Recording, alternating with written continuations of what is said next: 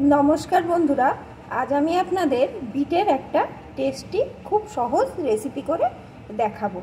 अनेक समय देखा जाए बीट अनेक दिन धरे घरे पड़े आछे केउई खेते पछंद करछे ना, तखन यदि एई रेसिपिटी बानिये देन ताहले किन्तु छोटो बड़ो सकलेई चेये चेये खाबे। ताहले बंधुरा रेसिपिटी देखार शुरूतेई प्लिज एकटा लाइक दिए देखते थाकुन। और ये रेसिपिर जोन्ने एखाने आमी दुटो बीटके भालो करे खोसा छाड़िए धुए तारपरे एकटू पातला पातला करे केटे निएछि। आमी एइभावे केटेछि, आपनादेर पछंद मतन आपनारा केटे नेबेन, तबे एकटू पातला पातला करे काटलेई रेसिपिटी करते सुविधा होबे। एखन आसुन देखते थाकुन आमी केमन करे रेसिपिटी तैरि करछि। एखाने आमी एकटा कड़ाइये 1 काप परिमाण जल दिए दिएछि। এখন জলের ভিতরে বিটের টুকরোগুলোকে দিয়ে দেব, সাথে দিয়ে দেব 4 কোয়া রসুন আর দিয়ে দেব 2টো কাঁচা লঙ্কা। বন্ধুরা বিটের পরিমাণ অনুযায়ী রসুন আর লঙ্কাটা ব্যবহার করবেন, আর ঝাল যার যেমন পছন্দ সেই অনুযায়ী এখানে লঙ্কাটা দিয়ে দেবেন। আর জলটা কিন্তু একদম কমই দেবেন, কারণ এই জলটা কিন্তু ফেলা যাবে না, কারণ এই বিটের জলটা যদি আমরা ফেলে দিই তাহলে বিটের যে পুষ্টিগুণ সেটাও বেরিয়ে যাবে জলের সাথে। তাই এই পরিমাণে জল দেবেন যে বিটটাও সিদ্ধ হয়ে যাবে আর জলটাও শুকিয়ে যাবে। এখন আমি বিটটাকে একটু এইভাবে নাড়িয়ে নাড়িয়ে সিদ্ধ করে নেব আর জলটাকে শুকিয়ে নেব।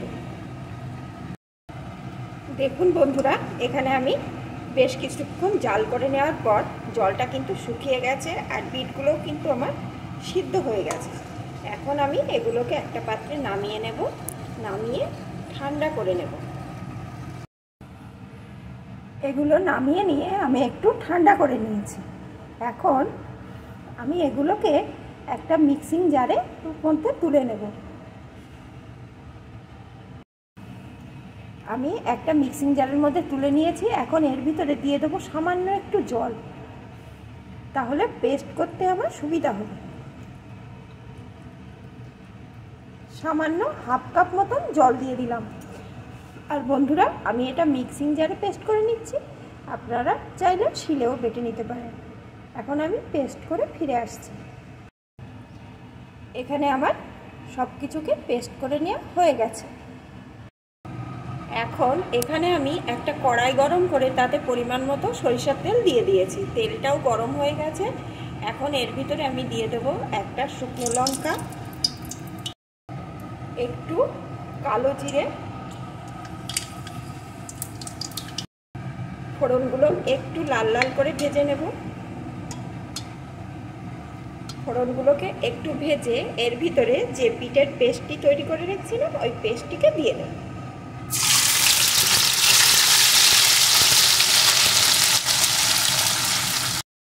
সাথেই দিয়ে দেবো স্বাদ মতো লবণ। লবণটা কিন্তু একটু বুঝে দিতে হবে, কারণ এটা কিন্তু অনেকখানি শুকিয়ে যাবে। আর দিয়ে দেবো একটু হলুদ গুঁড়ো, সামান্য একটুই দিলাম, কারণ বিটের নিজস্ব একটা কালার আছে। এখন এইভাবে বেশ কিছুক্ষণ নাড়িয়ে নাড়িয়ে আমি রান্না করে নেব, যতক্ষণ না এটা একটু শুকিয়ে যায়। বন্ধুরা এখন কিন্তু আপনারা বুঝতে পারছেন আমি এটা কি তৈরি করছি। হ্যাঁ বন্ধুরা, এটা হচ্ছে বিটের ভর্তা বা বাটা, যে যেটাই বলে। এখন এইভাবে নাড়িয়ে রান্না করে নেব।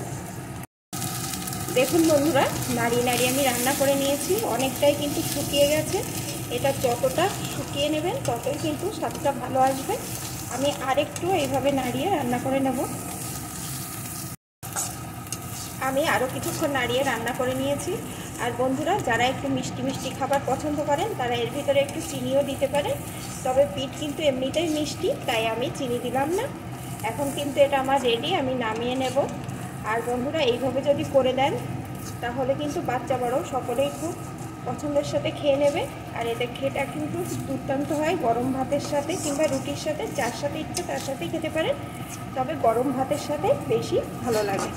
এখন এটা আমার রেডি, নামিয়ে নেব। আমার এই রেসিপিটি আপনাদের যদি ভালো লাগে অবশ্যই লাইক, শেয়ার আর কমেন্ট করে জানাবেন।